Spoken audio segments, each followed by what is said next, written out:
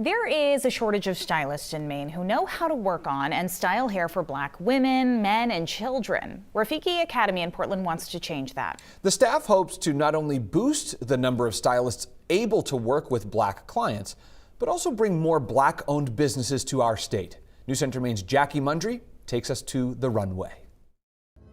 Hair it's the first thing you see. On a snowy Saturday night in Portland, dozens of people came to a Black hair show. I was really excited to see that we were having another hair show and to learn about the hair school as well.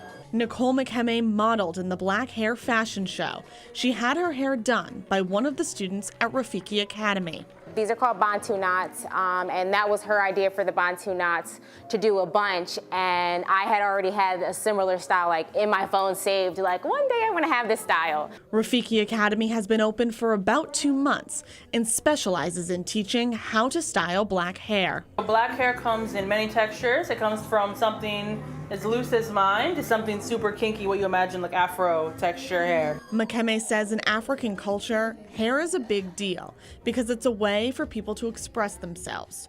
Rose Barboza is the founder of Owned Maine. We're like, why don't we provide an opportunity to learn not only your braiding skills, but also entrepreneurship as well. So you can open your own business and we can really have more Black-owned businesses. Models, event organizers, and people in the crowd all agree that this is about more than just hair. It's culture. I just like changing things with my mood or just with my character. It makes me different, or it's kind of like I'm growing up, like changing. Jonathan Sindoma was also a model in the fashion show. He and his family moved to Maine from Uganda.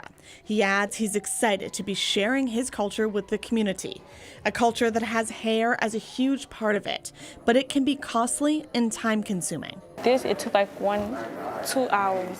The Black community spends $72 billion on hair care alone every year.